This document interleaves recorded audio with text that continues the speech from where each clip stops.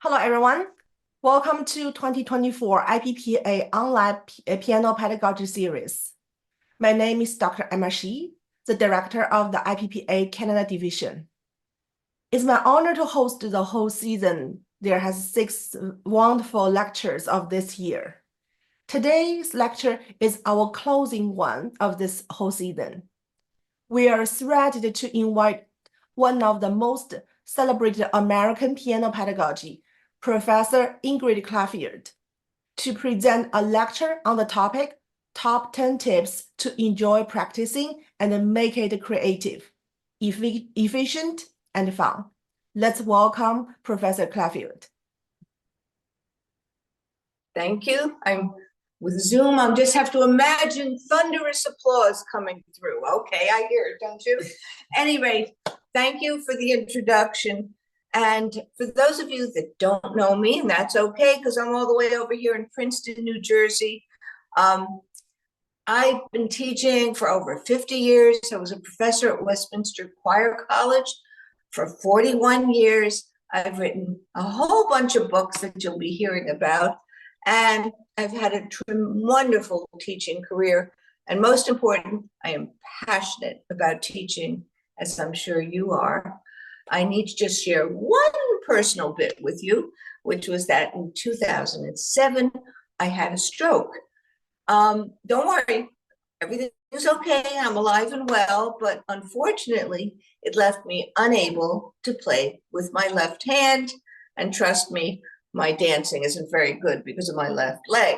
Therefore, I need to have a left hand guest artist play with me. And you'll see here, this young man, Jason Gallagher, who will be my guest left-hand artist. He was also a student at Westminster Choir College. And I'm just so grateful for him to be here today. So you get to hear the whole piece, not just the right hand. So I'm wondering if some of you are wondering, why did I choose this overly popular topic, practicing? Can I possibly have something to say to you you've never heard before? I hope so. Well, after having done literally hundreds of lectures on different composers, style, interpretation, preparing for competitions, technique, artistry, motivation, I did all these lectures. I thought, let me tackle a topic that's part of all our lives every single day.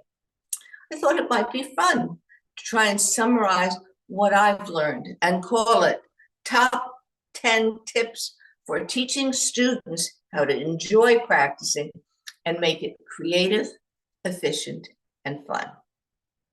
Trust me, it wasn't easy, but it was actually a lot of fun. And I learned a lot doing this lecture, preparing it. And we've had the pleasure of presenting this about 4 or 5 times. So this is great to have another opportunity to share with you how we both feel very strongly that we cannot stick to that old adage, practice makes perfect. Ridiculous. It really should be practicing makes permanent, which means if we don't get them practicing correctly, they will be perfecting their mistakes permanently. So our job is to teach them how to practice to achieve technical and musical security and hopefully enjoy it too. Before I give you my top 10, I always like to share with my audience my 3-part pedagogical philosophy that really serves as the foundation for all my lectures, all the books I've written, and it's just who I am. And I hope this helps you understand or put together this whole lecture better. Number 1, proper preparation is the principal ingredient of success, and it's the teacher's responsibility. Yep, it's our responsibility. Some teachers don't like it when I say that, but that's the truth, and we're going to discuss it with practicing. Number 2, if we make practicing creative, fun, and efficient, students are more likely to do it. No guarantees, but more likely. And number 3, students rise to the level expected of them. To be honest, I feel too many American teachers, sorry, Jason, not you, set the bar too low. I know that's not true in Vancouver.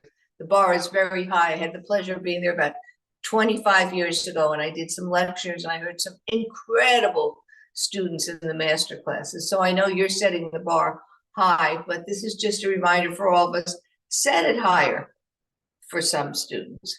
So let's start with the top 10 tips.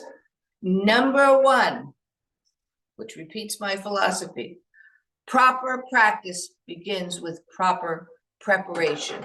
And I hope you all have the program that was sent ahead of time, because all the pieces I'm playing are on here, and you'll see many are from my books and several are from books that I've co-written with Dennis Alexander, and I'm sure you all know Dennis Alexander. So if you follow along with each of them, you have it. And then also, you also should have gotten a handout with all my books on it, so that just helps make it easier to follow. Okay, proper preparation begins, proper practice begins with proper preparation. Many teachers don't like that, but I'd like to quote the famous pedagogue Francis Clark, who said, quote, "I fail to see preventing a problem as negative.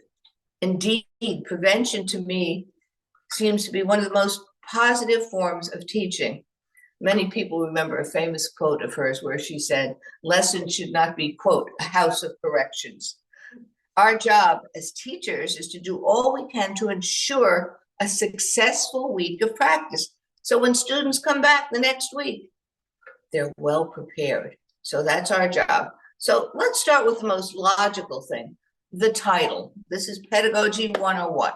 If the title is Sad Little Puppy, that's kind of easy to talk about. We can imagine a sad little puppy.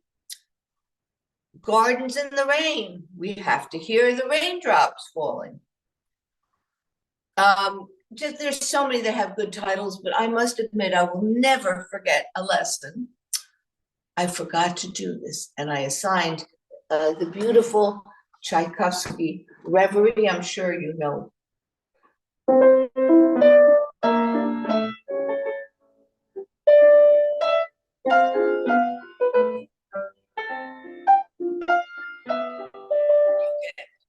I forgot to go over the title with my student, and this is what I got.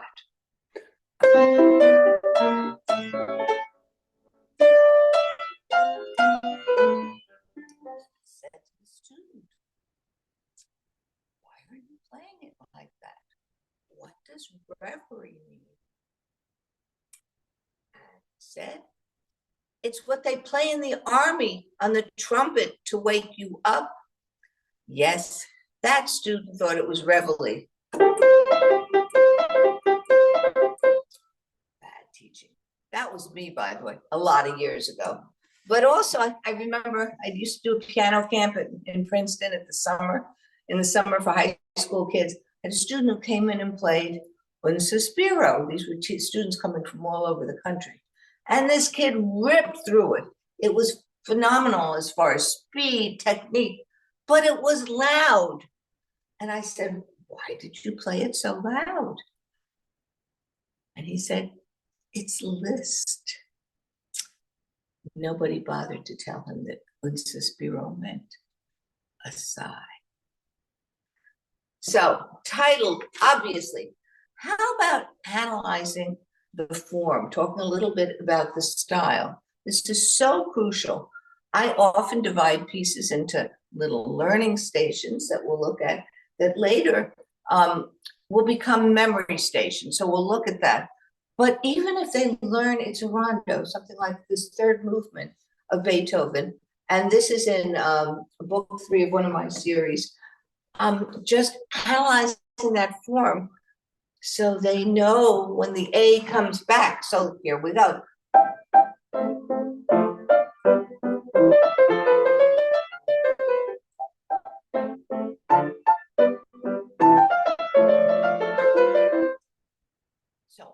the student, go through the piece, see if they can find it again. They mark in the A, and I don't know about your students, but my students are so happy. They look like, oh, here it comes again. And then we turn the page. They don't have to learn as much. And I think this is my way of sneaking in a little theory. And we all know how important theory is. But this will excite the student just to know they don't have as much to learn. Could you just show the study guide? This is from one of my repertoire books, but along with it, I have a study guide. Do you have it there? Okay. And inside, we'll flip to the next page. Before this, and again, I want to point out, this is a study guide. It's for the student, not a teacher. Whoops, there it is, right there. Okay, I don't know how much you can see, but there's a section called background, another one called features, and then something called pencil points, where the student will mark in the form. They are doing it, and therefore they are part of the practice and learning. I'm not a fan of books where it's all marked in for them or the teacher marks it in. Let them do it. They get the joy of discovering the rondo form. Okay, still on the subject of preparation. Often rhythm is a problem. We've taught pieces enough times that we really do know where rhythm's going to be a problem. I wish I could see you and you could raise your hands for me. And I know how many of you know where the rhythm problems are in Beethoven's Sonatina in G major. But so often students just don't want to count that half note and we get, well, we'll play it correctly first.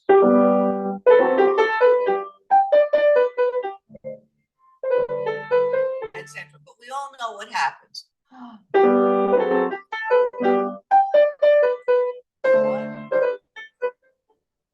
Here, of course, it's easy because we have the eighth meter.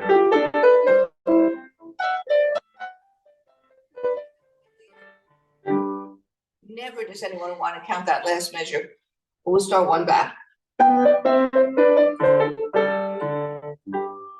So again, in the study guide, what you'll see under the pencil points, it has where to mark in the counting. And that is so crucial. It does not hurt them to be marking it in the beginning. 1 and 2 and 3.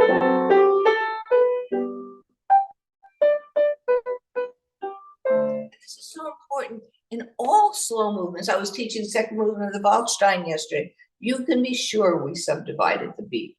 And on this, here again, talking about the proper preparation. We'll get to the warm-ups in a second. Let's move on to the next one. Just as far as rhythm, so often there's a problem with transitions back to the recap.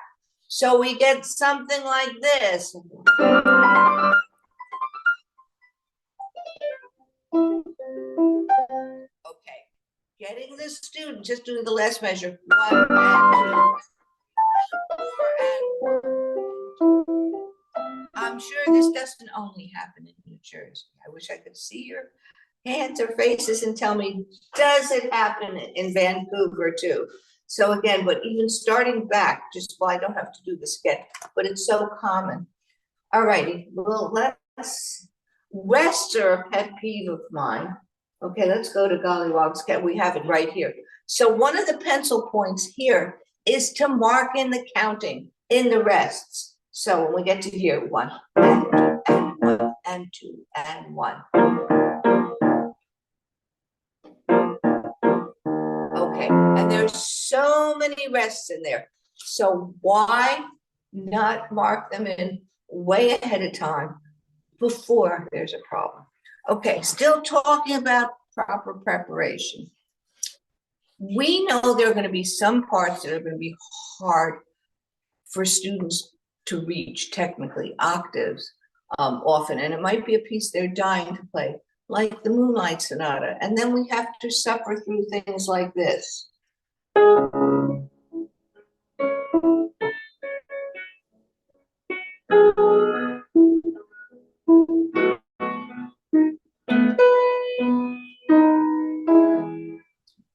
If we know it's going to be a problem, you know your students' hand size. Again, in one of my editions, I recommend, instead of trying to struggle for that 9th just take it with the left hand. So Jason will be kind enough. Thank you so much.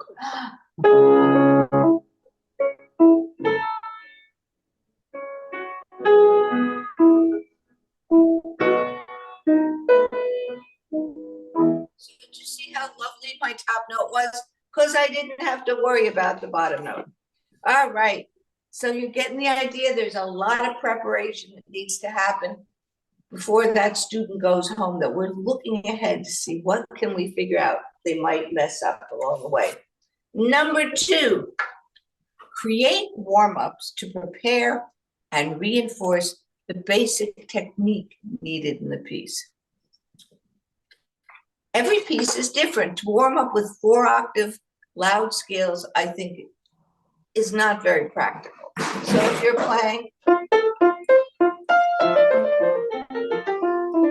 okay, what do you really need? You need to be able to do a detached scale in each hand. Right. You also must be able to play, but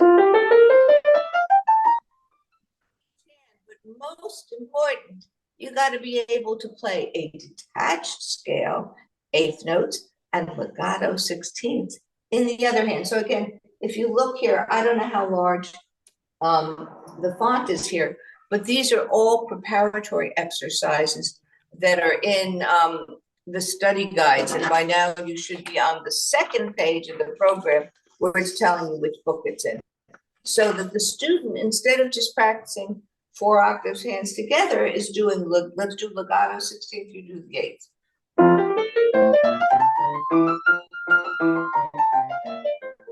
And then switch. I'm sorry, I didn't start. And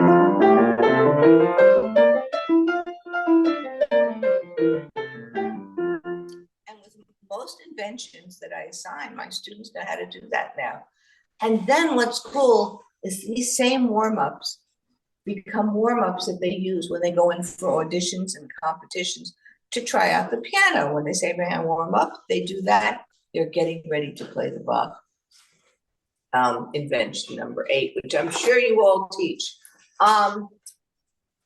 So many sonatas have a really basic feature, especially in Mozart, where you have melody in the right hand and Alberti bass, of course, in the left hand. So here again, here is how in my study guides I have, and you can make all these up yourself. There's nothing ingenious. I just kind of look at what's going on. I practice a melody against Alberti.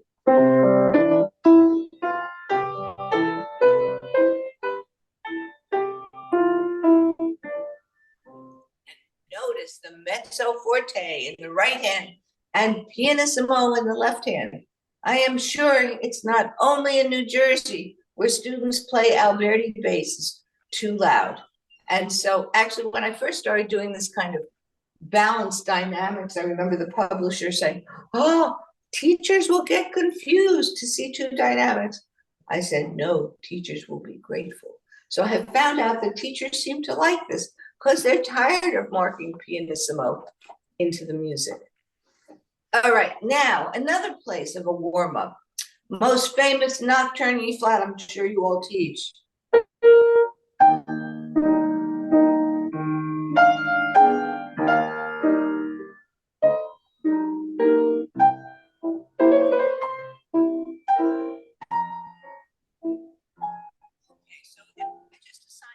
This week.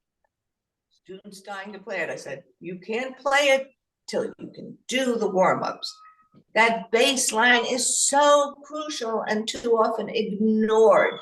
So one of the examples are just the bass note. And notice how beautifully Jason plays it, dropping his arm in so we get a good sound. Beautiful.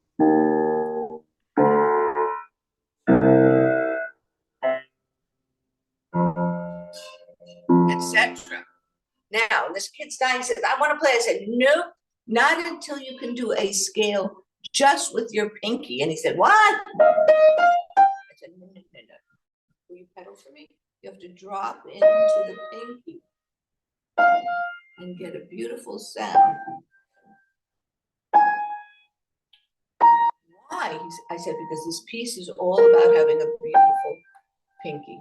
So we did that. So again, these are some warm-ups you just have to get students used to doing. So now here's an example of Grieg Nocturne, where it's not in any of my books, but I love to ask teachers when I do this in a live audience. I'm sure you're alive, but I can't hear you to see you. What's important here? And if you look at it, of course, it's all about 2 against 3. Can you just play the opening piece here? Or I'll play this.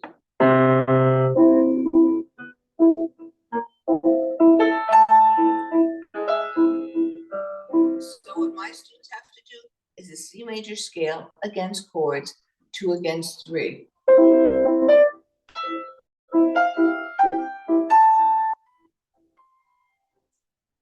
Just going ahead.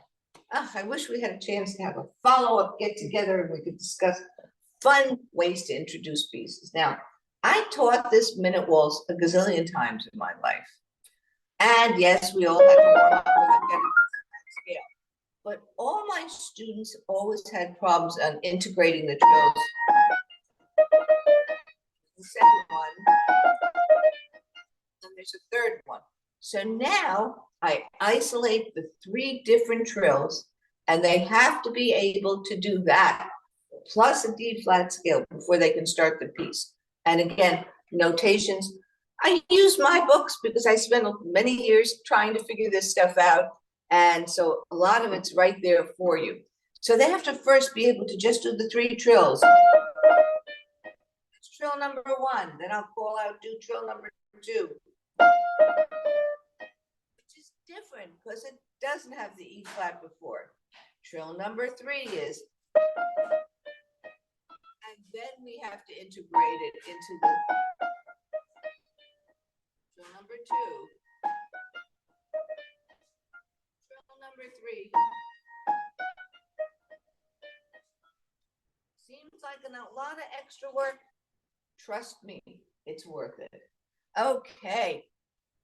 I wish there were time for questions here. Well, we're going to keep going. Beginning practice strategies depends on the piece and should be reflected in the written assignment and tried during the lesson. I'm sure none of you are just handing your student the book and say, here, do page 7. How should I do it? Should it be hands separate? Should it be hands together? Depends if it's Baroque or Romantic. What if it's an impressionistic piece with 3 staves? There has to be a very clear way of learning it so that it's musical and correct. So you see a typical Romantic level, but easier piece by Gurlitt. Okay, how would I assign this? I would first have the student just play the melody.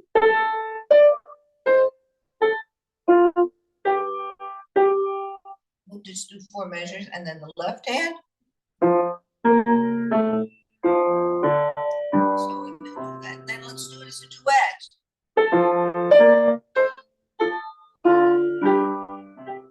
Another way I might have to practice playing the right hand, blocking the right hand. Of course, keeping the bottom note soft, because the hope is that when we put it together, we know that thumb's soft.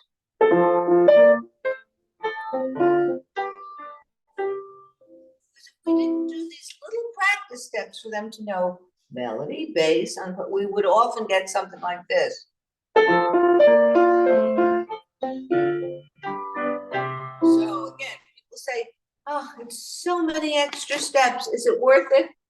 Absolutely. Let's just look at one more example here. The first one, Reverie, which we now know is not Reveille. Again, I would probably have them play the melody, then the bass. Let's just do melody and bass. Probably have them block the left hand. Again, extra steps, well worth it if you want to be doing less correcting. If we introduce it like that, we hopefully will have it, I'm not saying perfect, but closer to correct. All right, now skipping ahead a gazillion years, and I thought of this, I had done this lecture, and then I went to give a master class and heard a student who obviously had not done the correct preparatory work for Rachmaninoff Etude Tableau. Jason, I mean, the first thing I would do here, and you all see the example, yes, all right, is highlight the melody. So I'm gonna, Jason, just play the melody for everybody once. Right, with either hand. So he's playing it all with the right hand, and then it's gonna go down to the bass and go to the left hand. Well, we must notice that Rachmaninoff has indicated that he wanted certain notes played with the right hand and certain with the left hand, and then you have to practice that way.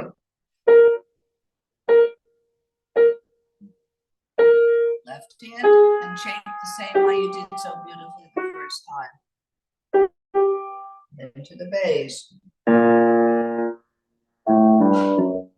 So when we put it together, that accompaniment, but my students will do that for a week or two. Otherwise, you're not going to have good balance. I'd rather have them take a little longer. So then put it together.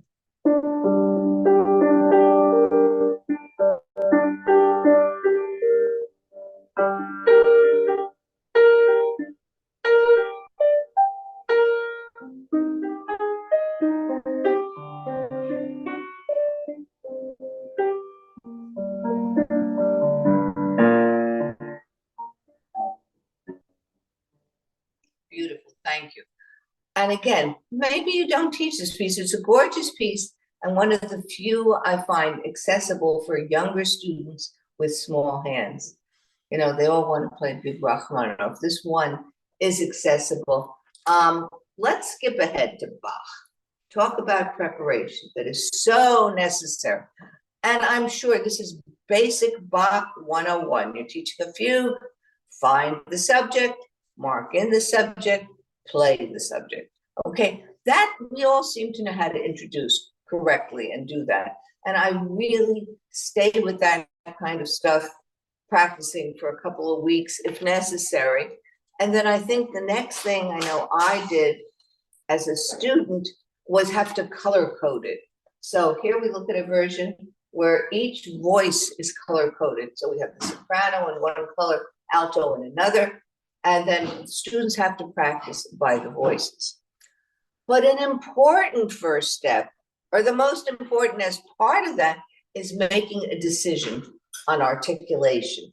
And I always played this, and Jason and I discussed it. He always played it like this night. We'll put that up in a second. This, I think, is the basic.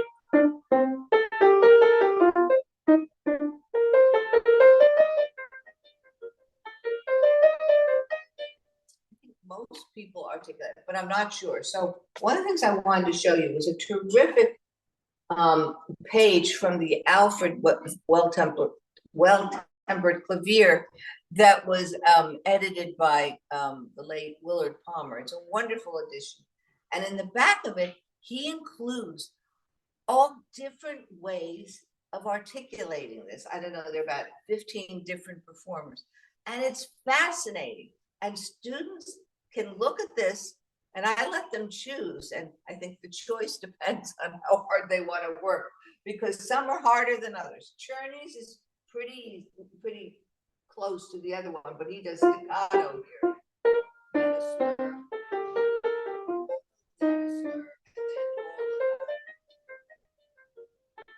Okay, so that's different than what we did the first time. Glenn Gould and Goulda did, I hope you can see this, and all staccato, which I think is terribly difficult. And then, oh, there's Kirkpatrick there, Busoni, Landowska. But the most difficult, which really intrigued both of us, was what Turek did. This is her articulation. I'm going to do it slowly to make sure I get it right. Slur, slur.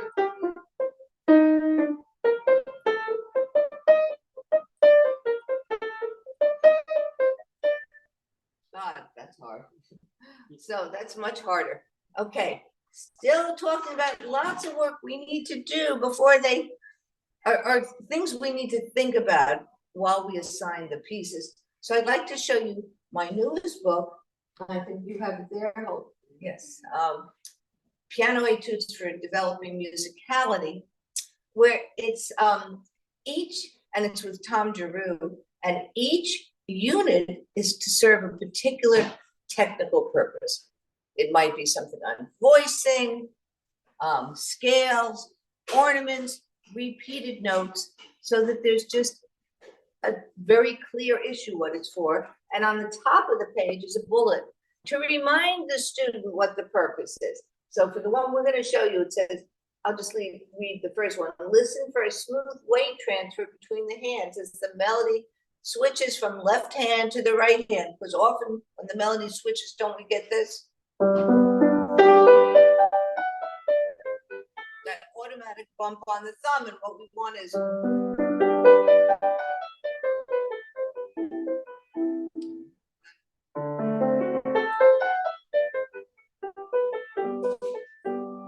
okay. The next example, you all know Bergmüller's Arabesque. And in this particular etude book, I've got etudes by some of the most common ones or typical ones like Bergmüller, but then there are others by Gerlitz, Striebogen. Just, it's a really nice mix. I think we've all heard something along these lines. Sorry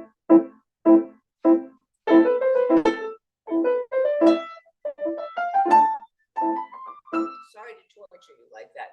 So the number one bullet is about keep the left hand, the right hand clear, listening for good tone on the last note, gently lifting the wrist so that it's part of their beginning. We don't wait till it's being polished. We do that from the beginning. And it also says keep the left hand soft and crisp. And once again, you see the balanced dynamics. And in the B theme, it has an expressive melody. So this is part of beginning the piece. And what I really like about this series is at the end are etudes that Tom Giroux has written that combine the techniques that they've been working on. So for instance, this particular etude combines unit 5, 6, and 7. One was about voicing, the other was repeated notes, scales. So he's written an etude that can really be a wonderful recital etude. You'll hear the repeated notes, the scales, etc.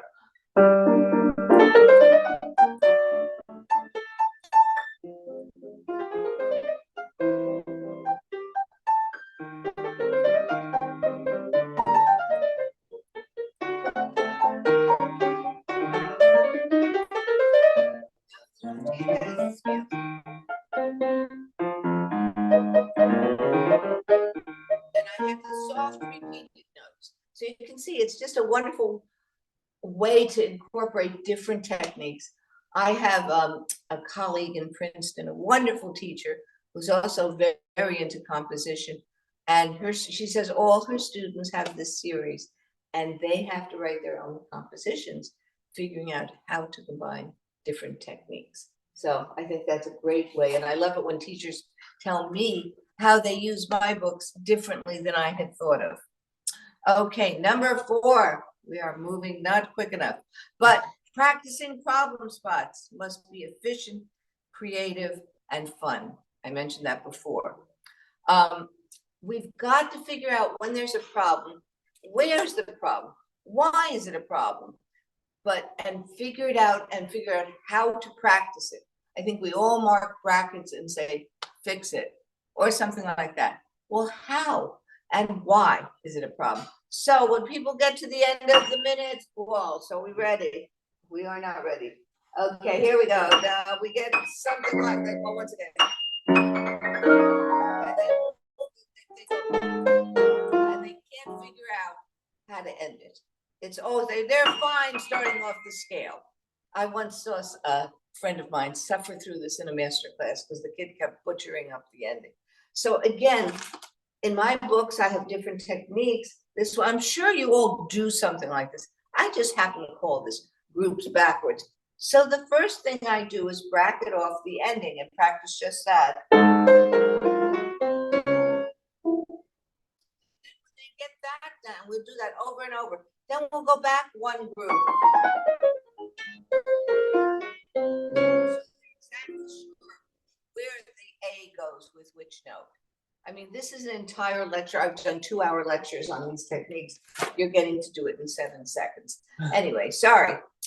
Okay, another technique. So that's groups backwards. Here's another example of groups backwards. It's kind of fun. I think this will sound familiar. Mozart K545.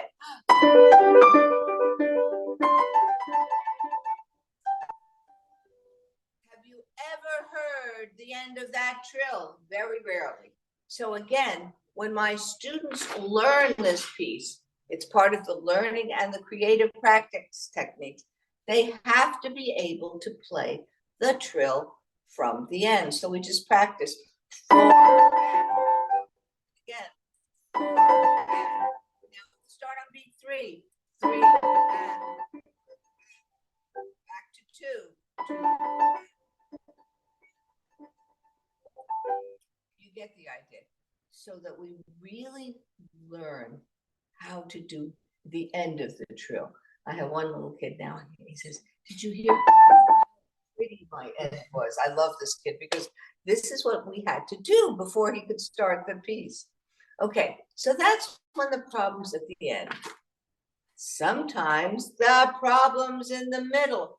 We've all heard, and we're in the Chopin Nocturne. They have no idea. And that's something. And beautiful. But I've heard students, and they go back to beginning. I think there are 12 or 13 of them. So this is the problems in the middle. We start from the middle. That's group 1. Then we will add group 2, the group after it. And one before it.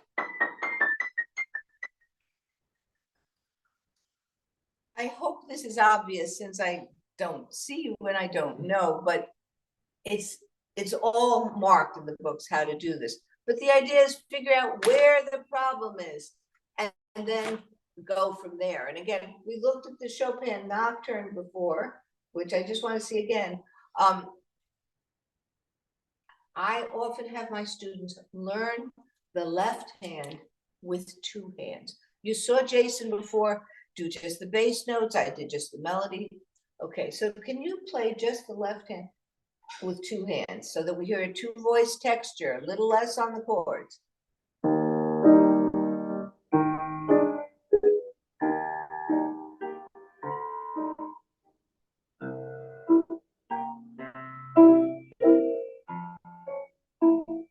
So they're learning the different levels in the left hand. And I was so excited when I did my first edition of the E-flat Nocturne. I was doing research on Chopin. I discovered that he made his students learn all his waltzes and nocturnes like this with 2 hands so they could really hear the different texture between the 2 voices in the one hand. And again, notice here, I have the melody marked as mezzo piano, the bass marked as piano, and pianissimo on the chords. And then when I get a really fabulous student, I then make them voice the top note of the left hand too. You want to try that? Top, no, you can do it with 2 hands. So a little top, not too much, a little more.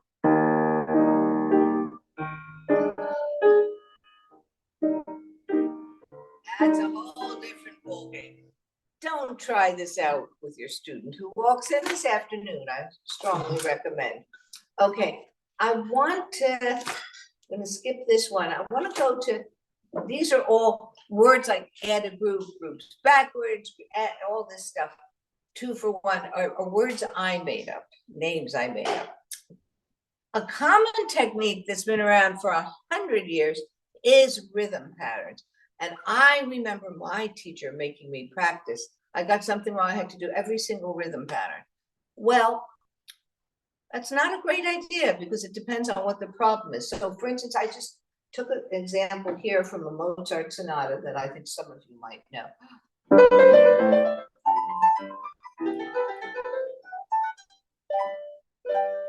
All right, rhythm patterns that will work to fix this are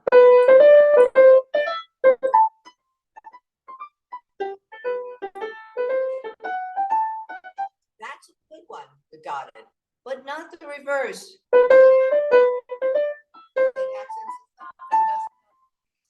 Actually, you are perfecting the mistake if you do that rhythm group. I hope that's clear. Another good one is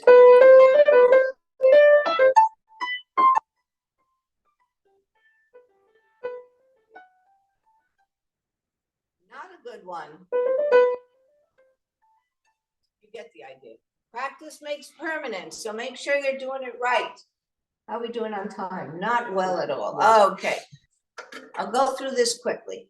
5, involve students in decision making regarding repertoire, practice assignments, and setting goals, so that they're more likely to practice if they have some kind of choices. Whether you're doing exam pieces, I know they can choose from there, or like if my student's going to have to learn a sonatina, or it's time to do one, I'll give them choices. I'll play what I can of some. Obviously, I can't play the left hand. I'll let them go on YouTube and choose. Okay, but I'm not a fan of lots of listening to YouTube to get interpretation. That's a whole other discussion until they've really polished the piece themselves. So that let them be part of that, as well as I will talk to my students about how much do you think you could learn this week? And it depends on the age again. A young kid is one thing, but high school kids that are busy, they might say they'll be lucky if they can get through the exposition, or not even that, okay? I like to ask them, how much do they think they could actually memorize? So they are part of that decision making. The other thing I'd like to ask them, what tempo do you think we can get to? And we will discuss that so that we are setting tempo goals together. All right, moving on. I need for 6. All right, or did I take that out already? No, you just. Okay, thank you. All right, I've got to deal with memorization, with the practicing, because again, this should be part of the whole learning process, because some of the memory begins that first week you're introducing it. If they see that is a block chord, will help them with the memory. So this is, and there's so many techniques for teaching memory. And I just want to show you one thing we talked about before was setting up learning stations. So Jason, you mind going to the other piano? Do we have time to do that? Okay. So we took a bagatelle, and I'm sure you all divide things up instead of just saying learn the piece. My students, we will actually divide it into what we call learning sections. So we mark in 1, and I hope you can all see it. This is again it's a Beethoven bagatelle in G minor. So they will learn it. So section 1, for instance, is okay, and then section 2, they can start the same way. Section 3 is down when it goes to E flat. So again, depending on the student, how much do you assign? I know this is something Jason, still as a young teacher, worries about assigning too much or too little. And but what too little is what you worry about? Probably. And so I say push them. And if they can't learn that 3rd section, fine. But now we'll talk about one of my favorite memory games I do with my students. We call it the stop and jump game. So they've been practicing by sections. They should be able to, in case of problems, jump to the next section. I tell my students, I don't care what happens, you have a memory problem, always go forward, never go backwards, so you'll eventually get to the end. So what Jason's going to do now, and what I'm going to do with him, is something I do with my students that actually they kind of find fun sometimes when they're ready. He's going to be playing, and then I'm just going to interrupt him by slapping my leg, hitting the stand, doing some kind of noisy thing that bothers him. And he has to be able to jump to the next section without looking at the music. Are we ready? Mm-hmm.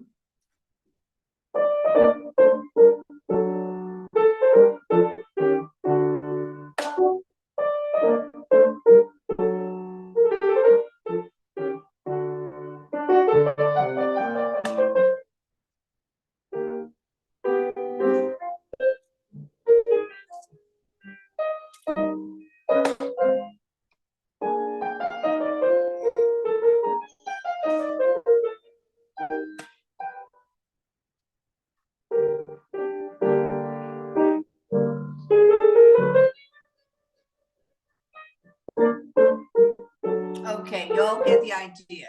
And so when thank you, Jason, I know there's thunderous applause there.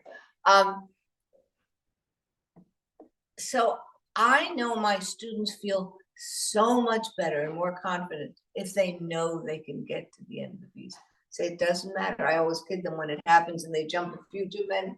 I say it's the abridged version. It's okay. So that's important to have your students have that skill. All right, now another technique is what I call pair practice. Excuse me, I need a sip of water.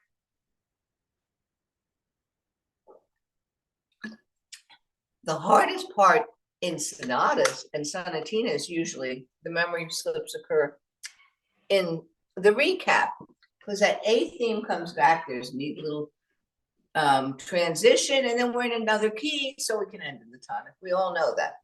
So my students have to do what I call pair practicing. So they especially have to practice the B themes that are in different keys, so we can get to the end. Most sonatas fit that mold. However, probably the most famous, Mozart K545, there's absolutely no transition. The B theme in the recap just comes out of nowhere. So this is exposition. And then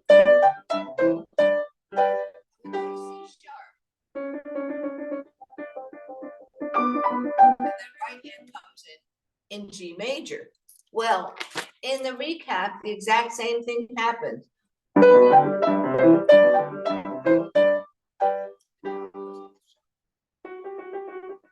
Right into C major.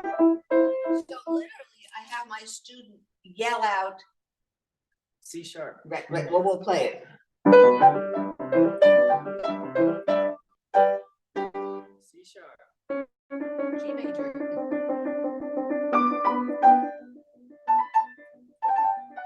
they need to be able to do that and the second time. F sharp. Right hand's going to C major. And again, we are teaching theory at the same time, but we are preventing memory disasters. I'm not guaranteeing nothing will happen, but they have the visual cue we've marked in the key. It's all marked in and circled. The auditory and the analytical, by him yelling out F sharp as his hands up in the air, he will remember. And again, as teachers, we need to know where the problems are. I've taught the minute wall so many times, and there's always one place where there's a memory problem, and it's all because of one little note. So again, is it circled in there? We should have marked it in there. Okay, but I will show you where it is, starting from the middle section. There's a T flat in the bass. This time, there's a C flat. And you'll be amazed. So many students will not realize that. They learn it wrong. But it's also the most crucial note. It's the most fabulous note where we take time. And we'll do that again right there. The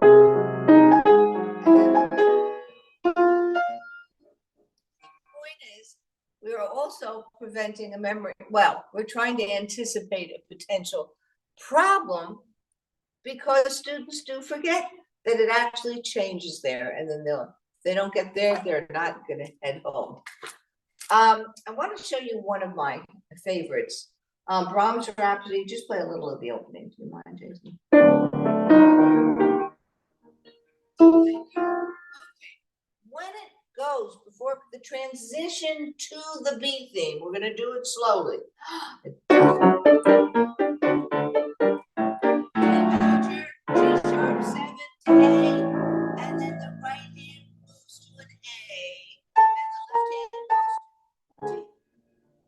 I'm saying it out loud.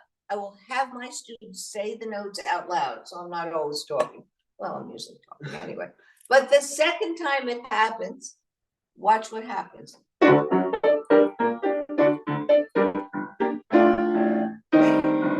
Now the right hand goes to D, left hand goes to the G. Again, I'm teaching theory, but I'm trying to prevent a memory problem by knowing ahead of time where it's going to possibly go off. And I love this little guide here that a student of mine did for me. You see the pairs of shoes. She knows I love shoes. And by the way, the student who did this is from Calgary. Yay, Canada. I met her when I did a summer program up there. Anyway, so she designed many of my handouts. And here's a chart. We don't have time. This is a whole other lecture of the 4 types of memory and different techniques, 24. But anyway, there's lots of ways to work on memory besides just saying, I know one of my students calls it the prayer method. Dear God, I hope it's memorized. That is not a prayer method. That is not a correct way to memorize. That can work. But anyway, all right. Next thing, how are we doing? Not well. I got 8 minutes. Okay. No music here, but help students create charts to evaluate their progress. Some people demand X amount of hours of practicing or minutes of practicing, depending on the student. I had like young kids to help make up charts, and they can check off how they did, put in stickers. A fun thing, I think it's fun, is setting up tempo goal chart. So I think you can see some of these. I don't know how these show up well. Anyway, a student of mine did. I can't design anything that fancy. I'm not very good on the computer, but she was trying to increase the tempo gradually of certain measures that you can see here. She is in charge of setting this up. I don't want parents checking off. I want them. I'm big on setting up goals for students. And here was another one, not quite so fancy, but I love it. She wrote for 4 pieces. She was trying to set up practice goals. And on the second day, she wrote Happy New Year. So this is an 8-year-old who did this chart. Oh, I love this next chart. A student of mine, extremely talented, a junior in high school, working on Chopin Scherzo No. 3, working on increasing her tempo. She actually wrote down the tempos of various, you can see it there, performers, Cho, Trifonov, Kate Lou, and Pogorelich. And she was trying to get somewhere in between all those tempos, and we picked a goal. And then she eventually got and just played it in New York beautifully. But this was a year later. But just this was her idea of a good way to set up a goal. Oh, I have rubato charts. We don't have time for that. That's a whole other lecture. Let's skip ahead here. But I think that it's just the idea of them evaluating and setting up charts for them. And number 8, self-critiquing should be a part of a daily practice routine while they're polishing for a performance. I said in the beginning, students rise to the level expected of them. So I videotape all my lessons. It's easy now. They all have iPhones, iPads, anything. You know, in the old days, we had little audio recorders anyway. But my students have to, and part of their assignment also often is take home the performance video. We might have done one piece. They have to critique it.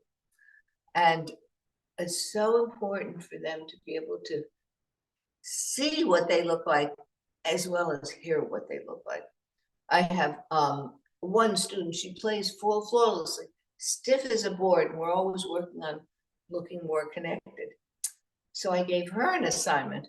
Find a video where the person looks good as well as sounds good, because that's the problem, and it all has to be connected. So when my students are practicing for performing and self-critiquing, they come to the lesson, they bow, they put the rack down, so it feels like they're performing. I often give them the actual form that a judge might use. I think I have that in here, the next one. Yeah, we just had our spring recital audition.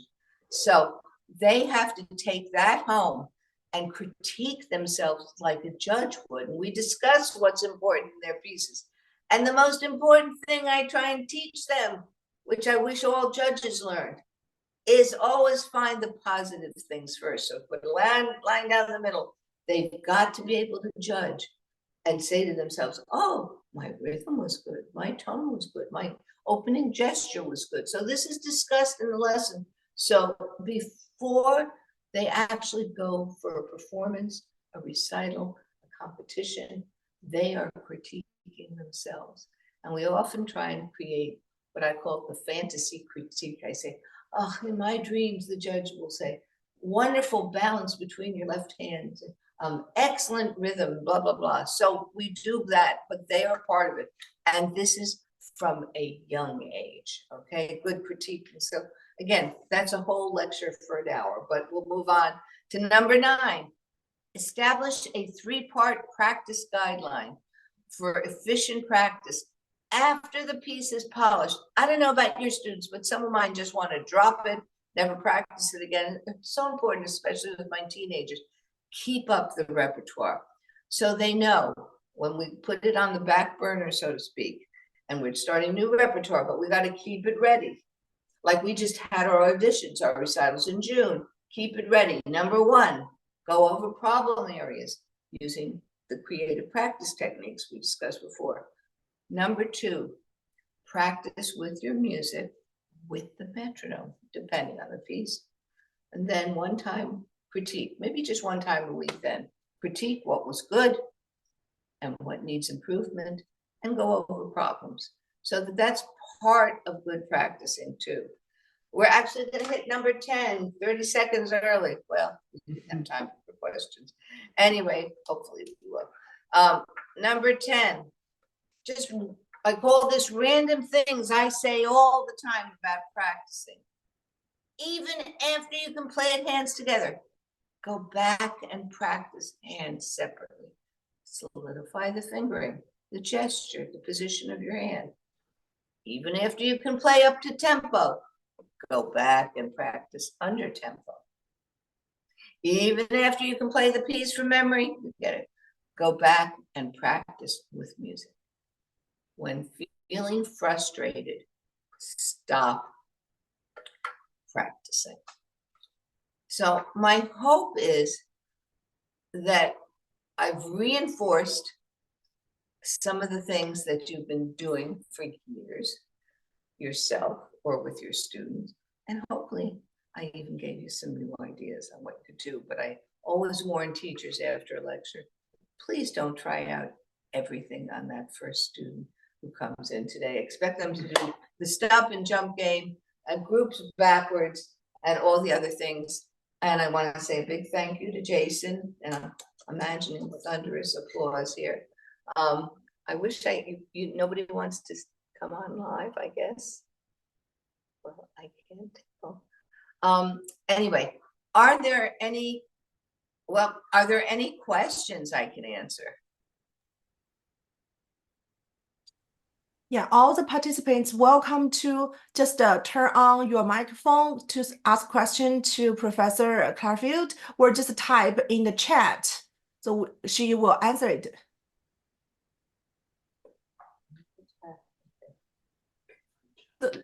Let me starting with a question, Professor Clarfield. Thank you so much for your wonderful those tips.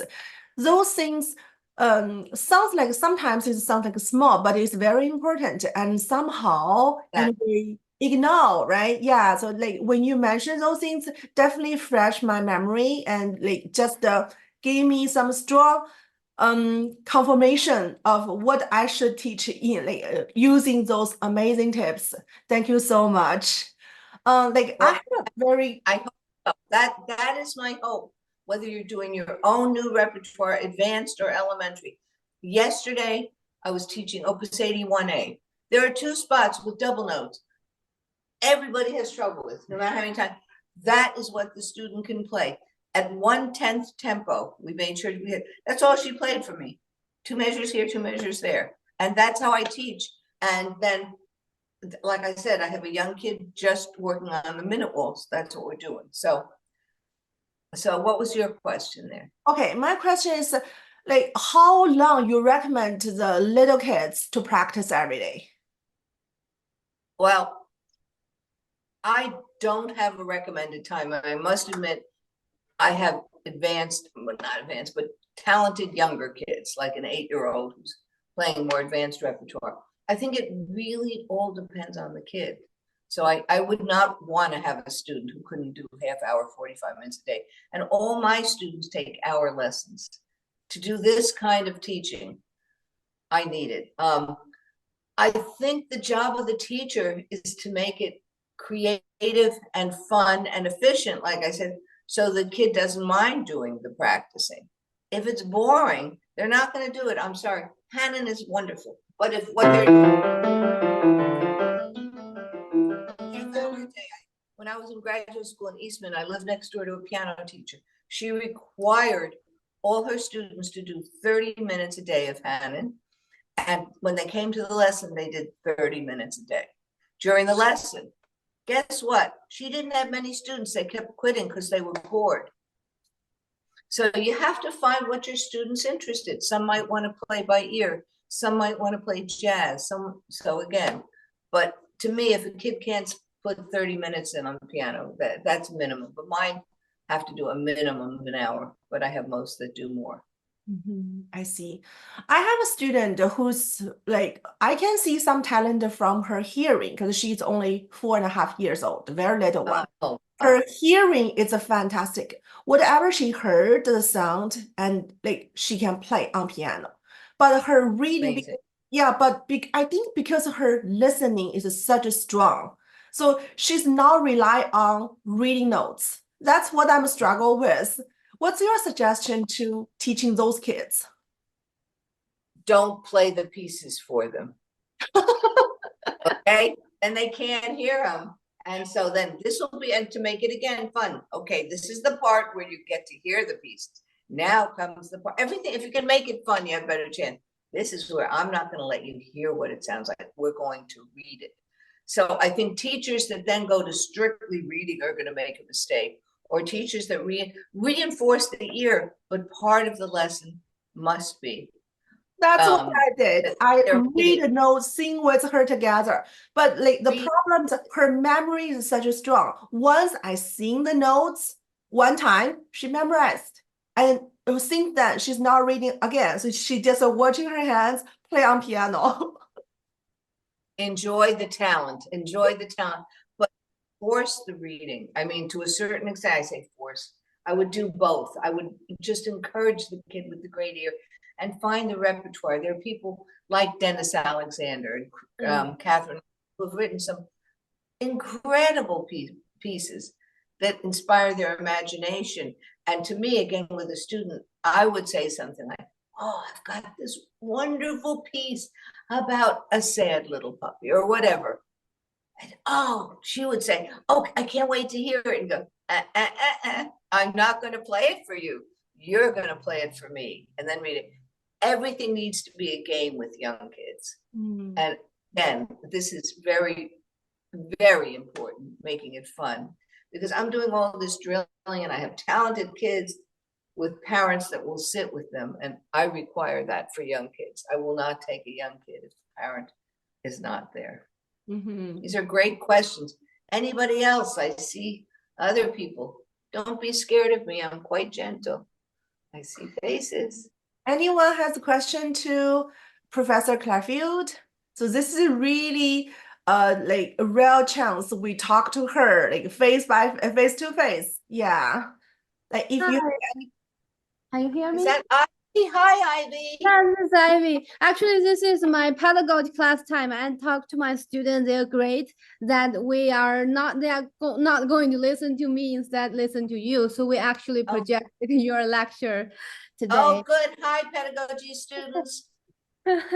And then I really love this lecture because everything is extremely practical, and all the example you selected, I think all the piano teacher today here are really lucky because those issues are coming from extremely experienced teacher, and you know all those issues. And I have It's some. one of the advantages of being old. I thought, I know where the problems are, and I grin and bear it so you can appreciate it. On Sunday, I'm doing a master class in New York, and it's such a wide range. I've got somebody playing for Elise, And I'm sitting there going, praying that they don't screw up the chromatic scale. You know where it comes down? They mess up. Oh, and then I have somebody doing a fabulous piece by Shadrin. So anyway, yes, and I hope your students enjoyed this and they will learn how to teach better, because we're all learning. I learn every day of my life. So there's a question you wanted to ask me and I interrupted you. I apologize. Oh, it's okay. It's okay. So I'm wondering, are you assign the student, for example, every time you give them a new repertoire, and then do you, for every piece, so do you actually tell them, like the creative practicing tools, or like how to practice, and you already tell them problematic place ahead of time, right? Instead of them, they start to read the first note. Right. So again, I would love for your students to get a hold of the study guides for the series. Did you get this, Ivy? Yes, book? yes, I got it. Okay. So what that does is sort of take my 50 years of teaching. And yes, there is something I will tell the students before they begin the piece. I'm not going to break down the whole piece. It might just be the warm-up, like I said, with the nocturne. And that is what my student is doing.